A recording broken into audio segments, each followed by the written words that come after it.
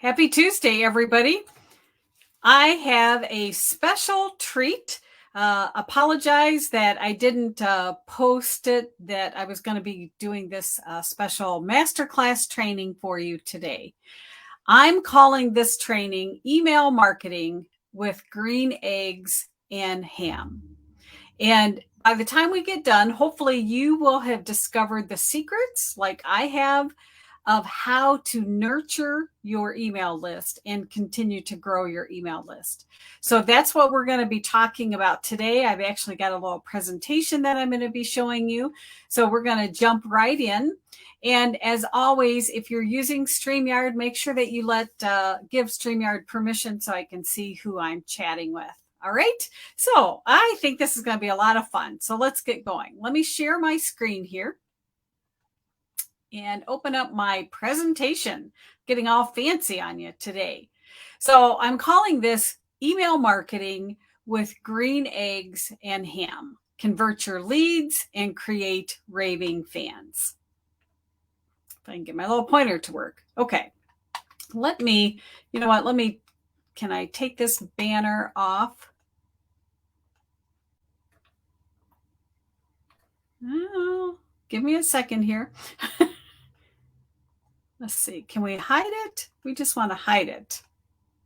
Can you guys see that? Okay. I think it's gone. All right. Anyway, little technical difficulties there. All right. So let's get going. What is the number one struggle for entrepreneurs, right? It's getting leads, getting clients.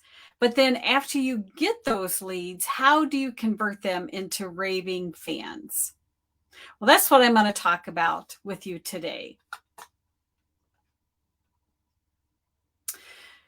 The gold is in the list. I just keep saying that over and over again. The gold is in the email list. I don't want you to believe all the hype that you hear out there that email marketing is dead. It is not dead. And quite frankly, it's probably not going to be dead for a long time, especially when we see all of these ups and downs, everything that we're dealing with social media. So you have to start growing a list. If you haven't, you have to collect those emails, and then you need to cultivate it. That is the challenge. But if you're cultivating this list, then we have a little problem. We're going to talk about that. The goal of building your list, though, of course, is to create this loyal fan base. All right. So it's not about the numbers. It's about bringing people into your world and letting them know what you have to offer, how you can help them. And then as you're cultivating these people that come to you, they're going to start loving all of the value that you give them. They're going to be looking forward to your emails. They're going to be reading them. All right. But if you've been around any of the email marketing, you have a couple of problems, right? Number one is you have to grow that list. You have to cultivate that list, right? You can't just, again, throw stuff out there and just hope that things magically will happen for you. But then the real problem develops, and that's getting your leads to actually read your emails. Because if they don't read the emails, you can't cultivate that KLT, that know, like, and trust factor, right? And then you might have people that are anxious to hear from you. They want to learn more, but guess what? Your emails are always ending up in their spam, and that's not good, right? So that's what we're going to deal with today, is some issues, some tips for you to keep your emails out of the spam folder. I'm going to be sharing 9 little secrets with you to spam proof your list. And it all starts with green eggs and ham. Now, I don't know in other countries, but here in the United States, this is a very popular book. Let me know in the comments if you're watching live or even on replay. Did you grow up with this book? Or did you have children or grandchildren that you read this book to? Let's sing it. Let's say it together, right? I am Sam. I am Sam. Sam, I am. Do you like green eggs and ham? I do not like them. Sam, I am. You could probably just almost recite the whole book, right? Well, let's examine this a little bit further. And I like to call it the ham protocol, kind of a play on words there a little bit. But let's dig in and figure out, what is this ham protocol? What are we talking about?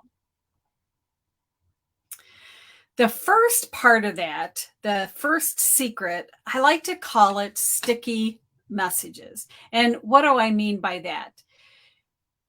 With the green eggs and ham, is there any question about what that story's about?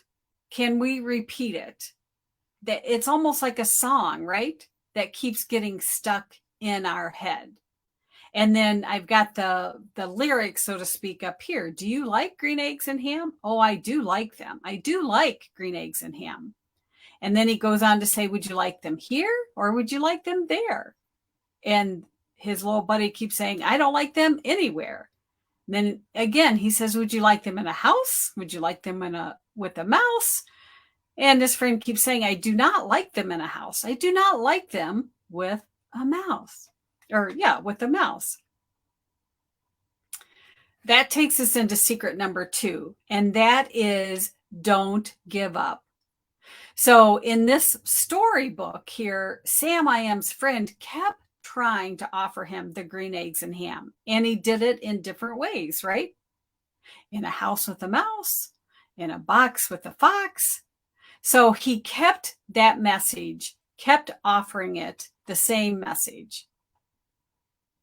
And then the third tip is always with consistency. He didn't change it up. He didn't think, well, nobody likes green eggs and ham, so let me switch it to pancakes and spam or curry and lamb, right? At the end of the story, we knew exactly what it is that he was trying to offer: green eggs and ham. So the moral of that story is, we know what the message is, and that offer didn't go away. And that's why I like to call it the ham protocol. Are you offering things that's helpful, something that makes people feel happy, something that's even hilarious? You want to give them something of juicy value so that they're going to be looking for that email. And then the A I like to talk about is to agitate. Can you agitate their problem just a little bit so they realize that, yes, they do need some help? And then the last part is the M, the main message. Is it memorable? Do they know exactly what it is that you're talking about? So let's dig in a little more, and let me talk about the 9 secrets to keep your email out of the spam, because that's really the issue, is as you're building your list and then all of a sudden all these emails go into the spam. And if they do that and people don't find it, then how can you grow your fan club? So as we go through these, I like to call them the spam repellents, right? What can you do to keep things out of spam? And there's a lot of things that you can do for your list. Tip number 1 is the very first email that you send your list is the most important email that they'll ever receive from you. So if you have a freebie that somebody lines up or signs up for, even a low priced offer, people are going to be chomping at the bit to get that. So you need to train them, first of all, to look for the email. Tell them to check the spam folder, make sure that, that they can find it. And chances are they are going to be very excited. So they're going to go to that extra effort and they're going to dig out that email because it has that juicy stuff that they wanted. And if possible, you might even send them a direct message and let them know, hey, make sure that you get that email. I sent it. Did you find it? Let me know. Because that is the most important email you're ever going to send. So you need to take advantage of that and train them so that they're always going to be looking for it. And when I talk about training, one thing that I like to do is I tell people what to do with that email, especially if it's connected with a course or a program that you have. I even give them instructions. Why don't you create a folder, move this email into that folder, make sure that you whitelist my name, add my name to the contacts. You could give them, you don't want to confuse them, but you can give them different steps so that they can safeguard that email and they'll be able to find emails from you again. The second tip that I can share with you is to engage with them early on. And again, you need to train them to engage with you, but you also need to train the email servers. And so what do I mean by that? If you send an email to someone and you ask them to vote on something, and all they have to do is click a button or respond back and say yes or no, or they like A, B, or C, something easy for them, and they respond back or they take some action, guess what? The servers on the back end realize, oh, this isn't junk mail? Okay, because this person opened it. This person responded to it. You see what I mean? So you're training the email server. You're also training that person that there is a live person on the other end. And so anytime somebody responds to your emails, you want to respond back quickly, saying, thanks for answering, or even give them some kind of little reward. You don't want to ask questions that's too open-ended. And so what I mean by that is we've all gotten these emails. I've been guilty of sending them in the past also, but we don't want to say, tell me, what is your biggest struggle in business? Well, people don't have time. They're not going to want to write a whole dissertation of what their problems are, right? But you might ask them, hey, I'm thinking of rebranding. Do you like this color blue or green better? Okay. If you give them something super easy and especially ask them for their opinion, people love to give their opinion, they're more likely to respond back. And so the key is you want to look for ways to engage with them because you're actually training them to basically have a two-way conversation with you. And that's what you want. All right. And then also you're training the server on the back end. It's like, okay, this is not junk mail. Then we'll bump it up maybe and put it into their inbox. Tip number 3 is the easiest way to get your email whitelisted is just to ask them, hey, could you add me to your contacts? Most people know how to do that, but you could create a simple little document and, give them directions or do a picture showing them how to drag the email or how to create the contact. Because when it's in their contact, then greater chances that those emails are going to land in the right place. Tip number 4, I call my PS feature. And the PS feature means, can you crystallize your message to 1 or 2 sentences max about what that email's about and add it to the bottom. PS, blank, blank, blank. Because you're going to have skimmers. You're going to have people that at least they open the email, but they want to just get to the point. So if you reward them by giving them a little PS of what the email's about, sometimes they'll go back up and say, oh, this looks interesting. Let me go back up and read it more. But the point is they're at least looking for that quick little shortcut. And you'll want to add that CTA, that call to action again at the bottom. So if you've talked about something at the top and you had this PS, make sure that you add that to the bottom. Tip number 5, and a lot of people have a hard time with this, but I tell them ugly is better. All right. So if you spend a lot of time making these beautiful emails with these gorgeous headers and all of these images and all this stuff, all of this extra HTML code on the back end, guess what? Servers don't like it. Servers see all of that stuff and they say, oh, this must be junk mail. So it for sure is going into spam. So I tell people ugly is better. Don't make your emails very HTML rich, right? It's okay. You can use bold, you can use larger fonts. And I tell people maybe just one image. So if you want to use your logo at the bottom, or if you're using like a GIF, just one thing that's not going to weigh that email down, right? Is that making sense to everybody? Tip number 6, and this one was interesting to me, is emoticons in the subject line are okay, but do not use smiley faces. Let that sink in just for a minute.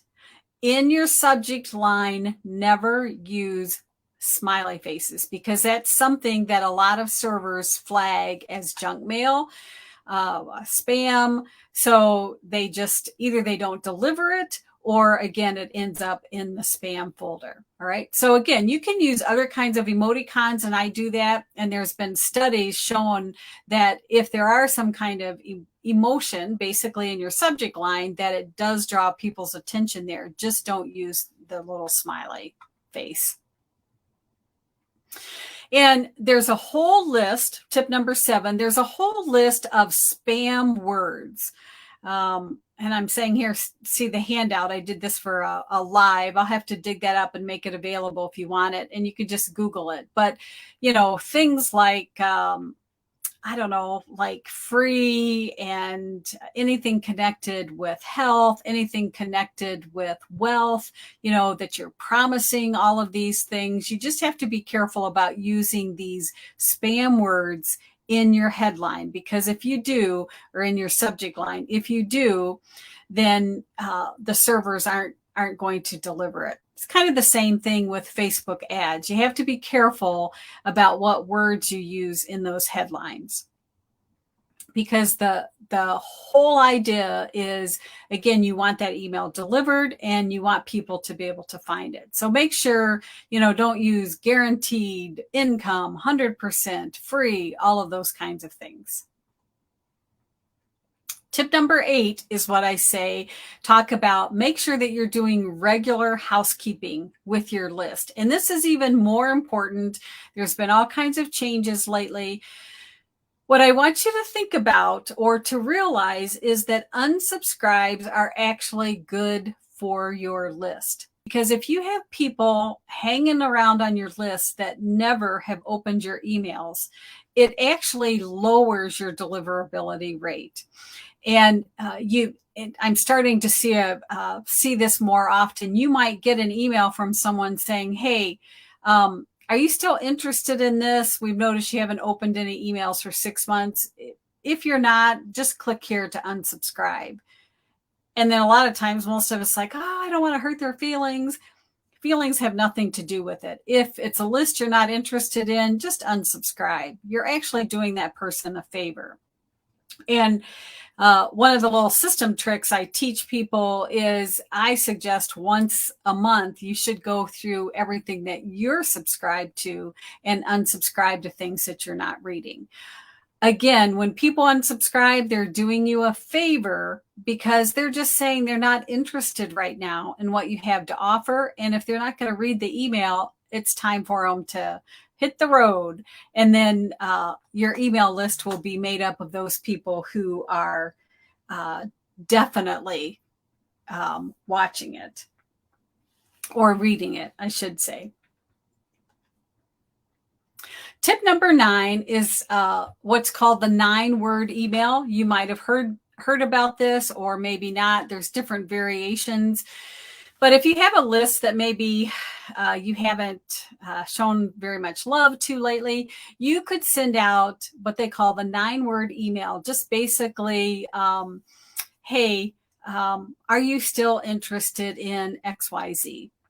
Very simple. And people can say yes or no. The purpose of that is to, again, get them to engage, to get them to open that email and at least say yes or no or unsubscribe. Okay. So they call it the 9-word email. You can Google it. There's different variations. Very simple question because you want them to take action. And then tip number 10, because originally I said only 9 tips, my little bonus tip here is entertain them. You don't have to be a comic, but make your emails worthwhile for people to open up. People read emails when they're in quote unquote work mode. Sometimes they want a little break, but they tell themselves, well, at least I'm still working, right? So they open their email and they're reading their emails. And if you can make them feel good, if you can entertain them, make it a little entertaining for them, what's the whole idea is they're going to come back. They're going to look for your next email because it's all about keeping them engaged and getting them to open up your email. Now, earlier on, I said to keep your, all of the fancy stuff limited. You can put in one GIF, and people love GIFs. So if you want to find one that talks about something that you're speaking to in the email, you could certainly add that and give them a little extra entertainment value. So what did we learn today? We talked about the green eggs and ham. In other words, our message, our overall message, is it memorable? Could people see us coming and they're like, oh, yes, I understand. She's the funnels girl or she's the digital marketing person. Okay. And could they sing our message for us, basically? We also learned never stop offering. Don't be, changing left and right. Never stop offering because remember what happened in the story. At the very end, he did try green eggs and ham and decided he did like it. And to keep up with that consistent messaging.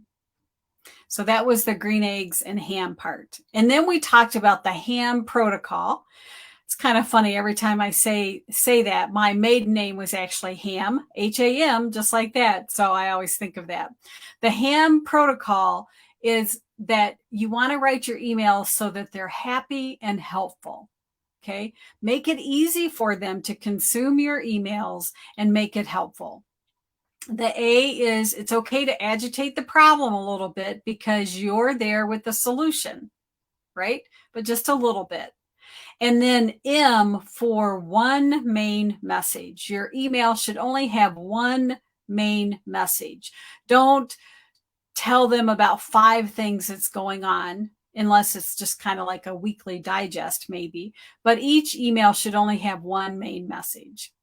And then we dug into 10 different ways that you can spam proof your emails. So you can go back and look at all of those different things that you can do to try to keep those emails from landing in spam, or if they at least do the first time, then they can dig them out, look for them. All right.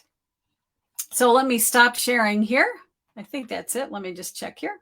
Okay, yeah, I guess I have a couple more slides. So anyway, I do have a little handout and I'll have to dig it out and post it here. Grab the 9 secrets to create raving fans. So if you want a copy of that, I'll make it available. I'll just give you a link so that you can go grab that. And as always, just to let you know, if you are trying to grow your business, there's different ways that I can help you. I have lots of online courses. I'm getting ready to open up my digital business academy again. And then I also do one-to-one coaching, and I'm just getting ready to release, I'm really excited about it actually, my 30-day one-to-one program where we will get your high ticket offer launched and out the door within 30 days. So if you're looking at doing a high ticket offer, that might be something that you're looking that you might want to look for. All right, let me stop the share here. All right. So if you've jumped on live, thank you. Hey, Allison, happy to see you that you jumped on. My apologies for not letting people know. I just kind of jump in here and, share some of this wisdom with you. If you're watching on replay, let me know that you've watched it on replay. And again, I'll put the handouts below. It'll just take me a little while to dig them out. And as always, let me know how I can help you grow your business by using systems and the digital marketing. All right. Take care, everybody.